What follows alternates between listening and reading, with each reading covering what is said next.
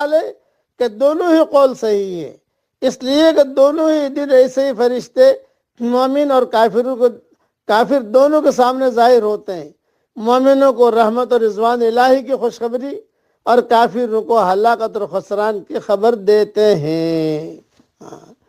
بہت سے لوگ اس غلط فہمی میں رہتے ہیں کہ قیامت میں جب خدا پوچھے گا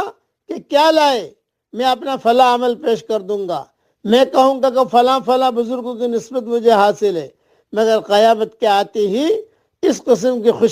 خوش خیالیاں اس طرح بے حقیقت ثابت ہوگی جیسے گرم لوہے پر